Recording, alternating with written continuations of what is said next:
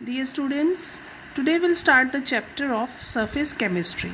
From the name it is clear we are going to talk about surface, something which is happening on the surface. Okay. So the common topic which we will study in this chapter is adsorption. Adsorption, D. I am focusing on the alphabet D, adsorption.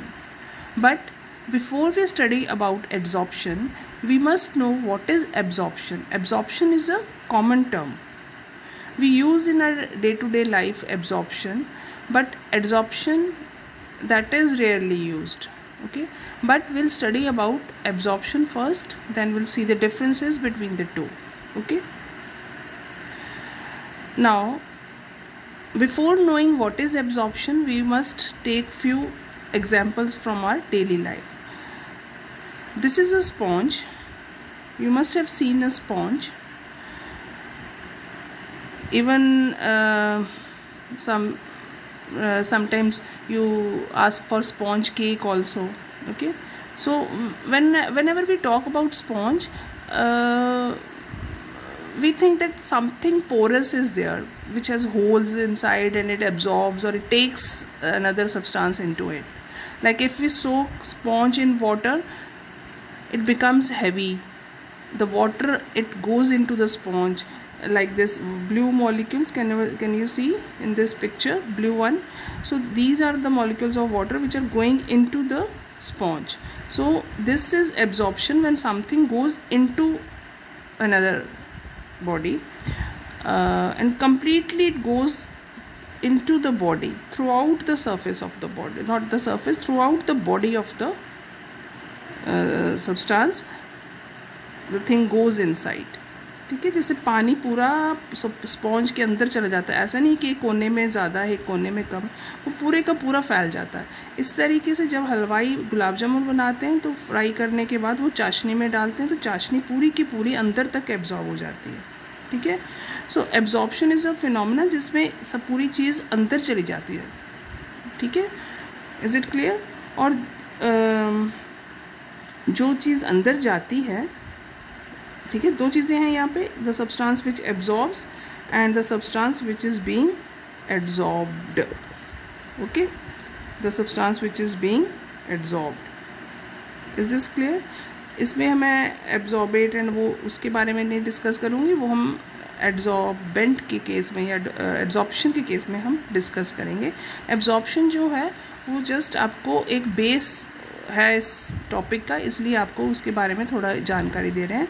हमने पढ़ना जो आपके syllabus में है वो absorption है. ठीक है, तो एब्जॉर्प्शन वाला कंसेप्ट आपको समझ आ गया होगा. जब एक चीज़ दूसरी चीज़ के अंदर तक चली जाए, पोरस सब्सटेंस जैसे कि स्पॉन्ज है या गुलाब जामुन है, उसके अंदर तक चली जाती है, पानी है या चाशनी है, तो वो एब्जॉर्प्शन है. Okay, now the main thing comes adsorption. See, this is D here. So what is adsorption? It is a phenomenon in which one substance accumulates on the surface of another substance in higher concentration. ये यहाँ पे जो word surface है, देखो इसको बड़ा करके लिखा हुआ है, so that is important. Okay, so this is important that what ever will study that will be about the phenomena which is taking place on the surface. ठीक है, सरफेस पर होने वाले फिनोमिनन है. जो एड्सॉर्प्शन है वो सरफेस पे होने वाला फिनोमिना है. ओके, देखो, when the teacher rights on the black board with help of a chalk, तो चॉक जो है वो ब्लैक बोर्ड के अंदर नहीं चला जाता है, ये तो आप जानते हैं. It remains on the surface of the black board. So chalk is being adsorbed. जो चीज़ सरफेस पे ही तक ही रह जाती है, जो ऊपर ऊपर रह जाती है, उसको हम वो प्रोसेस जो होता है उसको एड्सॉर्प्शन कहा जाता है. ये देखिए, जैसे ये ब्लैक बोर्ड है और ये जब हम चॉक से लिखते हैं तो वो ऊपर के सरफेस पे ही रहता है. So this type of phenomenon that is known as adsorption. Adsorption is a surface phenomena. अब जब हम एड्सॉर्प्शन के बारे में पढ़ेंगे तो दो चीज़ें इंपॉर्टेंट हैं. एक है एड्सॉर्बेट और एक है एड्जॉर्बेंट। इन दोनों को समझने के लिए या याद रखने के लिए आप जब हम सॉल्यूशंस की बात करते हैं तो सोल्यूट एंड सॉल्वेंट की बात करते हैं। सोल्यूट के स्पेलिंग हम देखते हैं तो TE से एंड होते हैं, और सॉल्वेंट के स्पेलिंग अगर हम देखेंगे तो NT से एंड होते हैं। तो आपको सॉल्वेंट का पता है, अगर नमक वाला पानी देखो, नमक पानी में जाता है तो नमक सोल्यूट होता है, जो अंदर जाता है सोल्यूट होता है, जिसके अंदर वो जाता है वो सॉल्वेंट होता है।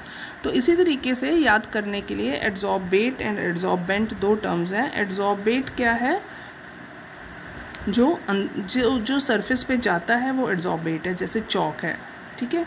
और जिसके ऊपर जिसकी सरफेस होती है वो एड्जॉर्बेंट होता है, जैसे ब्लैक बोर्ड है, ठीक है। तो ये कंफ्यूज नहीं होना, सोल्यूट एंड सॉल्वेंट से आप रिलेट कर लेना और याद रखना।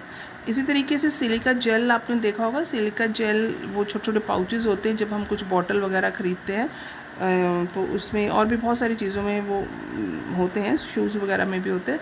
तो सिलिका जेल जो है उसमें जो ये क्या होता है, वो जो स्मेल है, गंदी स्मेल है, उसको वो एड्जॉर्ब कर लेता है सिलिका जेल, ठीक है, अपने ऊपर ले लेता है, इसीलिए वो डाला जाता है, ठीक है। स्मेल हो या मॉइस्चर हो उसको अंदर ले लेता है, ठीक है। ये ब्रीफली हम